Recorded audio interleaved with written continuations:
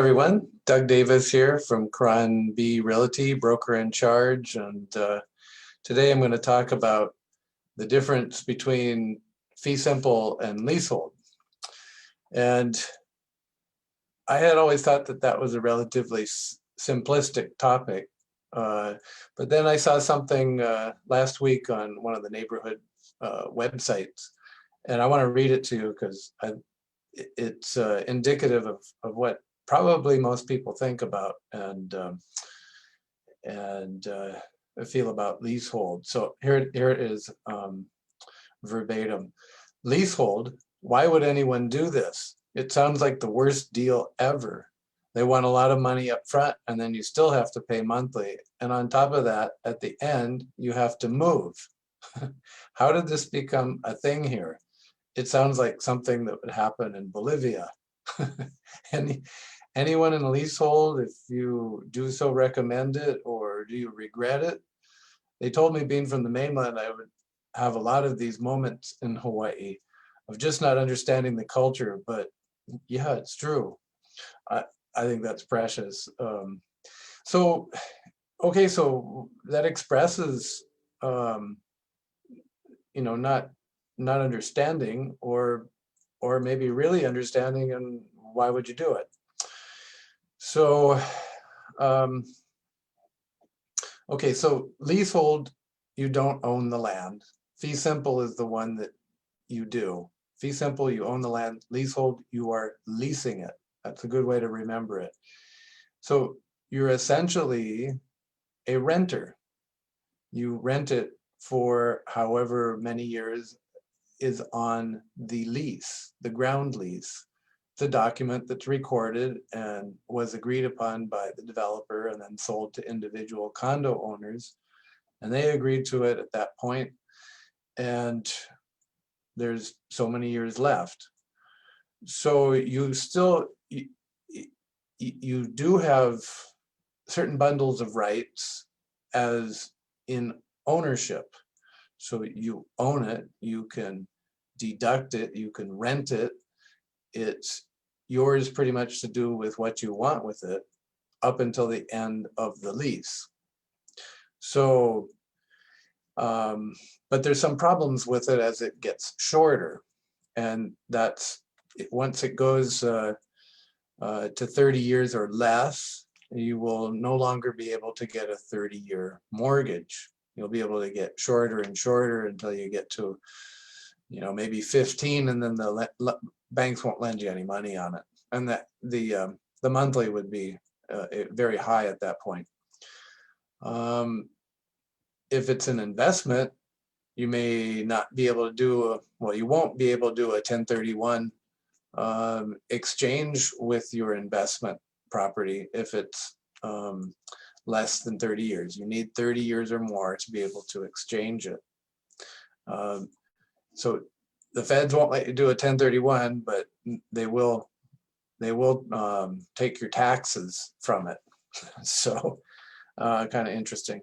So we're not the only ones that have leasehold. There's Indian lands all over the mainland. I believe Palm Springs, Palm Desert has Indian lands, leasehold properties. I know New Zealand has Maori land that's leasehold, and people have homes on that. It's probably all over the world. It's pretty prevalent for commercial properties. So it's not that unusual. I remember years back there was twin buildings, Oahu Surf 1 and Oahu Surf 2 on I believe that was Keoneana Street in Waikiki. And one was fee simple, always fee simple. The other one was leasehold. And the leasehold one was always more expensive. Go figure. They've since been able to purchase it. But there's other issues too.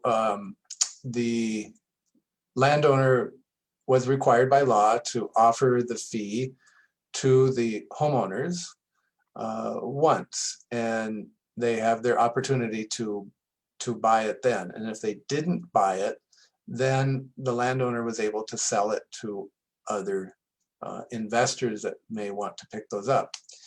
And if you didn't do it, and one of these investors buys it, they may not have any interest in selling it ever.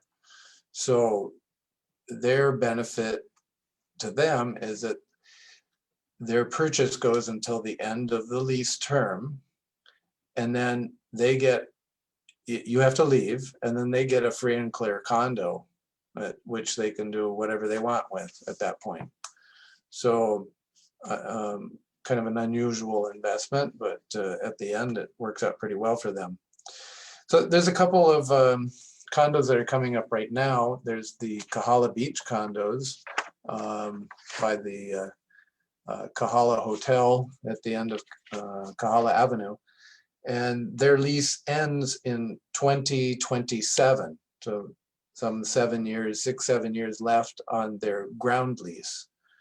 And it appears that Kamehameha, Bishop Estate, will be taking over and turning the property into a rental building. But we'll see. We don't really know what's going to happen. But you know, their monthly payment is around $2,000 a month for the ground lease.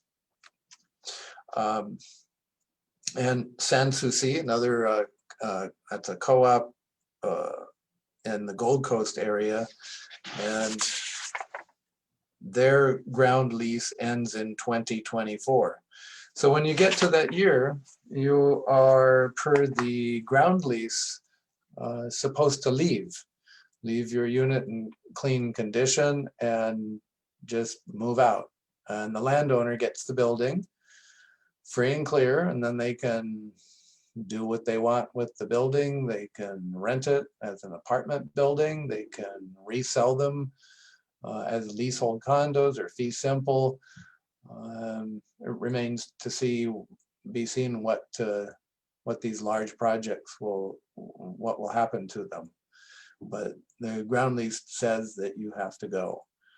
So the values, as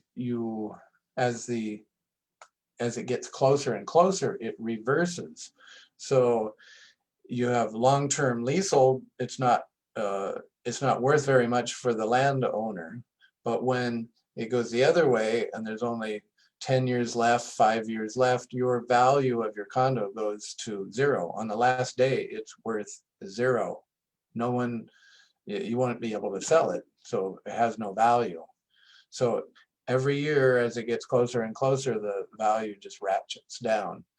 And I've seen many condos have already terminated and been taken over by the ground owner, and it's usually by year 8 they're all worth about 8 years left, then they're worth like 25,000 to something under 100,000, somewhere in that range.